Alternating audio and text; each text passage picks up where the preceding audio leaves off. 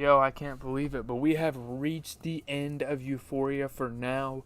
These are all the episodes that are available for the public. Yeah, the season finale for season 2. It's not the series finale, of course. We got more coming, HBO Max. We're like at latest we're probably gonna get something in 2 years from now because I think they just released season 2 this year.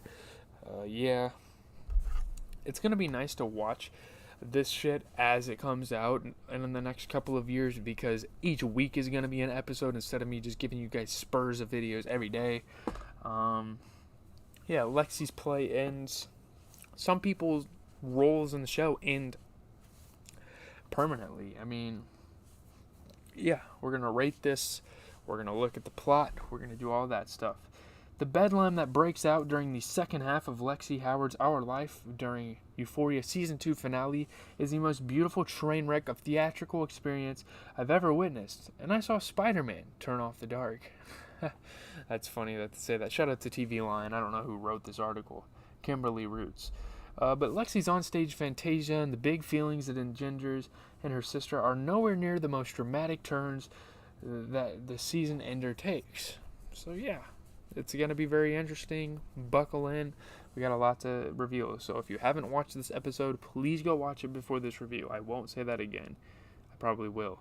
But Nate turns Cal into the police, which is fucking crazy. I didn't expect that. A lot of plot twist. The cops raid Fez's place with a fatal outcome. I'm not sure who died, who survived from that, to be honest. But, yeah. Let's go. Fez is, about to leave for... What the hell does this mean? What the fuck?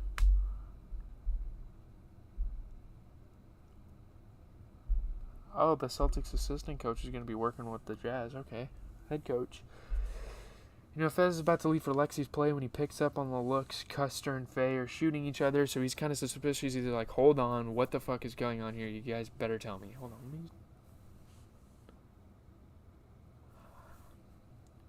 I don't want to look super pale on screen. I don't want this, foggy shit going on. I don't think it looks that bad. Custer soon admits that he's known for a while. The cops found Mouse's body. I don't know if he knows exactly which one did it, but I'm sure he knows that Ashtray or Fezco did it. There's some back and forth with Faye about how he told her Lori killed Mouse.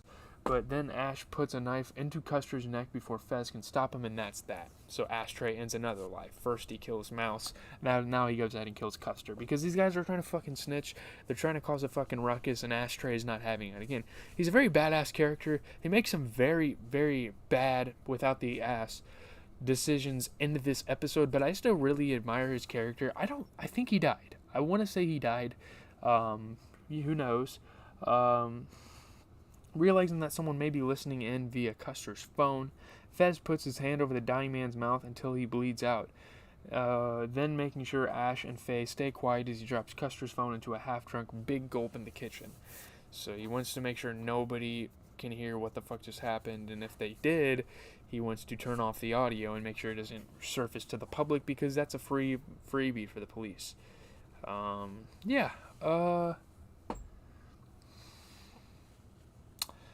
Fez and them are very suspicious with very good reason. They're careful. They remind me of Gus Fring from Breaking Bad of sorts. Man, Custer died a very slow, painful death, I guarantee it. He's probably choking on his own blood, my god. We immediately flash back to phone calls between Lexi and Fez where they talk about Little House on the Prairie, social media, and how they have dissimilar lives but share similar character traits. I love this. I love the bonding moments between Fez and Lexi. It was a relationship I didn't expect to happen in the series, and it happened, and I couldn't be more happy for it. I mean, Lexi just needed some love in her life. She needed some admiration. She needed something to happen. Fez says it's important that they have common character traits over interest. Yeah, interests are a big deal in relationships, but at the end of the day, if you don't aren't compatible with each other emotionally, then it's probably not going to work. It's so sweet and pure. Then we go right back to Fez, who is near hyperventilating in the kitchen after everything that's gone down. He's panicking. He doesn't know what the fuck to do. They just killed another person, and obviously Custer is the rat. He probably would have ratted on Fez and Ash, so they had to kill him before anything else happened. But now they have two bodies on their hands, both on their property. Maybe if they didn't, maybe if Fez told like Mouse to like meet him somewhere and then kill him there, and Ashtray kill him there, it would have been better. But no, this is on his fucking property. He has two bodies. Oh my god, it's crazy. You know, Fez is in a kind of in a panic mode. He can't be mad at Ashtray. He's got a cover for his little brother. We rejoin Lexi's play at the point where Cassie is dragon breathing on the door at the back of the auditorium. Yeah, Cassie is a little bit mad. Justifiable anger, I guess. I mean, her sister kind of made a play based on her life without her permission and really made some shitty comments and included some shitty things in there. Very crazy details. You know, her on the carousel riding the horse like it's a you-know-what. She marches in, and the look on her face causes her mom to whisper, "Oh God." I love their mom. She's such a good character. Various audience members take notice as Cassie sashays down the center aisle towards the stage and gets right up on stage. So this is where kind of the pandemonium starts. This episode was really, really crazy at the beginning. I mean, let's see. God bless the guy running the follow spot because he lights Cassie from the very first moment she crashed. She crashes the action. I mean, he thought it was part of the play. Cassie mocks her sister's play, even though the play is a mockery of her, so that doesn't make sense. Then pulls the playwright out on stage with Lexi quietly begging her to stop the whole time. If I was Lexi, I would have let it happen. It would have been a funny part of the play, to be honest. Mama Susie also gets up there to try to help, but it just pushes Cassie further into her tirade. Cassie calls her sister a bystander, which was kind of harsh, which earns her boos from the crowd. She is seen as the villain. The audience probably thinks she's the antagonist in this play, when really her character is being played on stage, you know. At one point, Cassie and Maddie are going back and forth in front of everyone about who's the bigger see you next Tuesday. And then when Cassie attacks the girl who's playing her in the play, for no fucking reason, that girl didn't do anything wrong. She literally just signed up for this role and didn't know it was based on her sister's life. During the carousel scene based on Cassie's Season 1 Carnival, Maddie decides it's time to get in on the action. She decides that I'm going to become the next character in this play. Eventually, she chases Cassie off stage and starts beating on her in the school hallway. Again, we know how aggressive Maddie is. We've seen flashbacks of her getting into school fights and whatnot. We know how bad bitch she is. It's kind of crazy because the audience probably thought that this was natural, but at the same time, I don't know. If you're a high schooler, you probably understood what was going on. The whole thing leaves Lexi in a puddle of tears backstage, but her stage manager helps her get her mojo back. Love that character. Shout out to her. I forgot her name. Bobby, maybe? Lexi's like, oh, it's all ruined, but then again, it might not be. It seems natural to the audience. Soon, the audience is chanting Lexi's name. She gets the confidence, so she comes out on stage, thanks everyone, and says they'll be back in a few minutes. Then she dedicates the show to Fez, though she doesn't mention him by name, which is interesting. Maybe she doesn't want people to know. Maybe she just doesn't want to get his name out there because he might be a convicted felon. I don't fucking know. He might have a warrant on him. Speaking of Fez, he's going to take the blame for killing Custer, and he's going to do it soon because the police are about to bust down the door.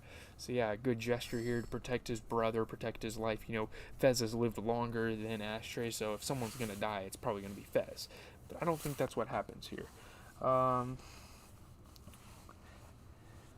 Let's see.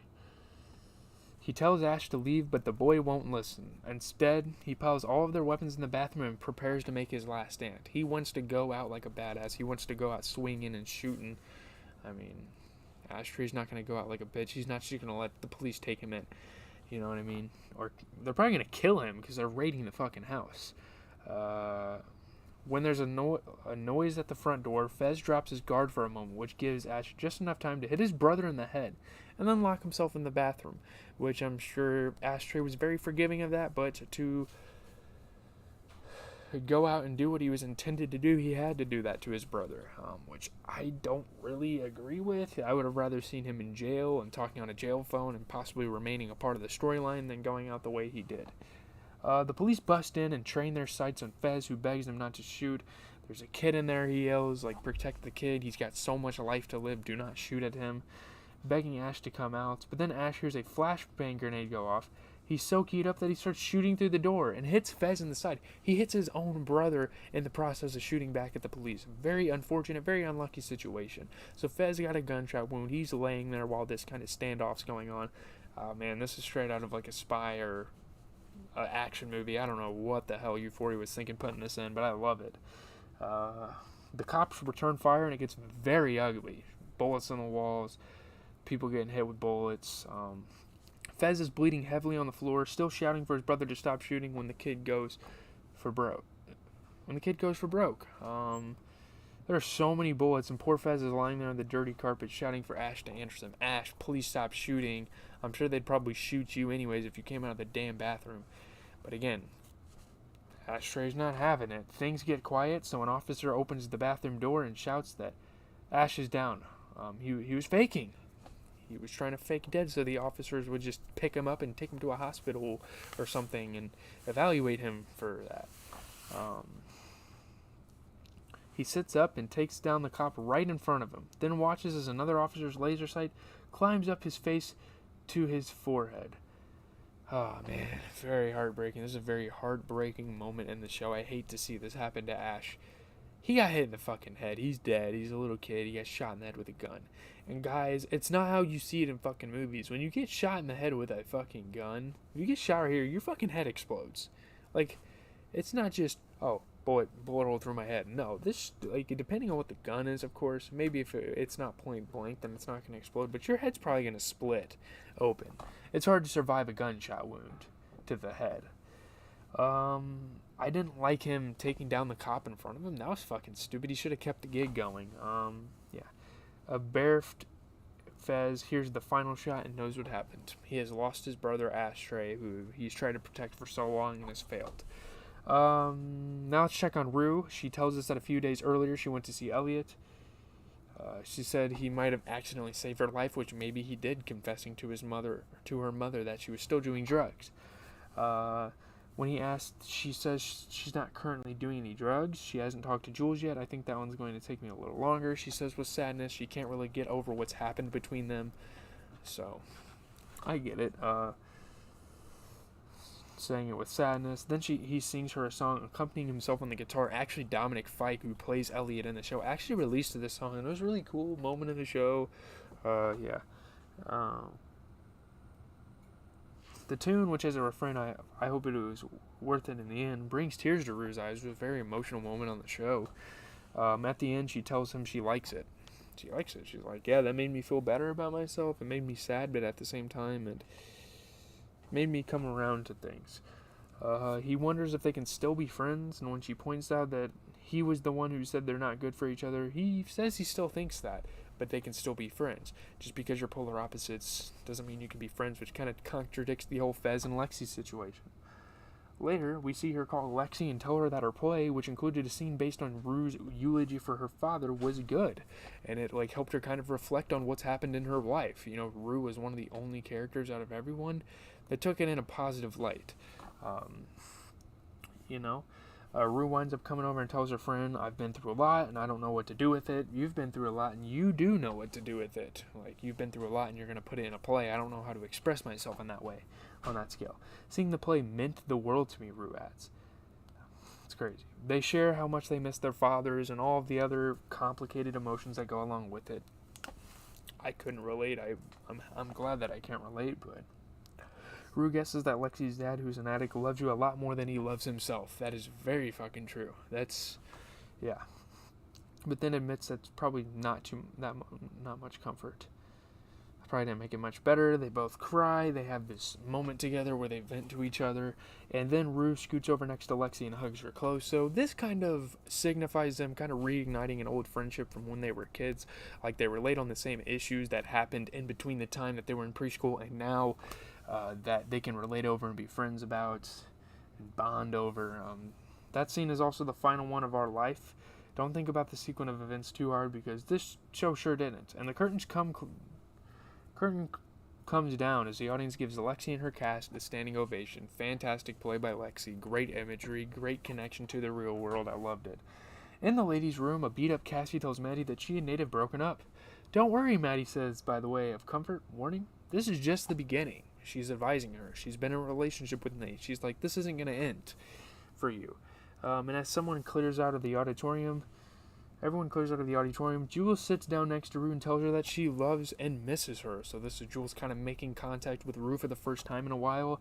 Rue kisses her on the head, then leaves. Jules cries. Wow, this plot is forever, huh? A lot of emotions. In a voiceover, Rue tells us she stayed clean for the rest of the school year. I don't know if this feeling will last forever, but I'm trying. Shout out to Rue. She kind of resolved the drug issue by the end of this season, but I guarantee with the season 3 coming around, she's probably going to relapse.